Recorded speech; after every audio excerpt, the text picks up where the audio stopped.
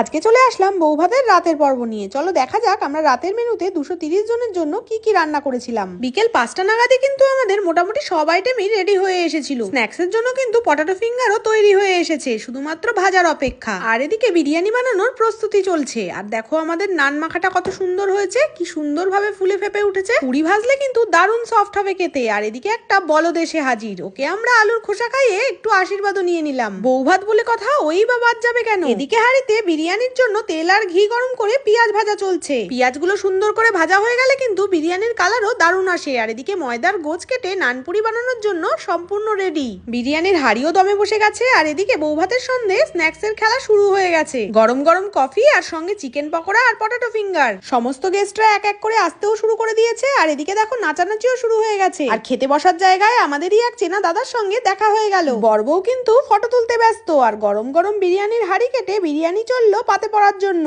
মেনুটা শুরু হয়েছিল এগ ডেভিল সালাড আর সস দিয়ে। আর তারপরেই ছিল বেবি নানের সঙ্গে চানা মশলা। আর আজকে সোর্স চপার ছিল আলু বিরিয়ানির সঙ্গে চিকেন চাপ। সবাইকে কিন্তু আমরা পেট ভরে ও মন ভরে খাওয়ানোরই চেষ্টা করেছি। অনেকেই কিন্তু খেয়ে উঠে আমাদের কাছে অনেক প্রশংসাও করে গেছে। এরপরের মেনুতে ছিল মিক্সড ফ্রুট চাটনি আর সঙ্গে পাঁপড়। বিয়ে বাড়ি তখন প্রায় লোকজনে ভরে উঠেছে। একের পর এক ব্যাচ বসতেও শুরু করে দিয়েছে। আর আমাদের সার্ভিস ভাইয়েরা কিন্তু তাদের সার্ভিস খুব ভালোভাবেই দেওয়ার চেষ্টা করেছে। বিয়ে বাড়িতে কোনো সময়ই ফুল ব্যাচ পাওয়া যায় না, ছোট বড় ব্যাচ মিলিয়ে মোট 8-10টা ব্যাচ হয়েছিল আমাদের সেদিন। চাটনি পাঁপড় খাওয়া শেষ হওয়ার পরেই চলে আসলো হট গোলাপ জামুন। আর তারপরেই কর্নেটো আইসক্রিম আর হজমোলা দিয়ে আজকের মেনু আমাদের এখানেই শেষ হলো।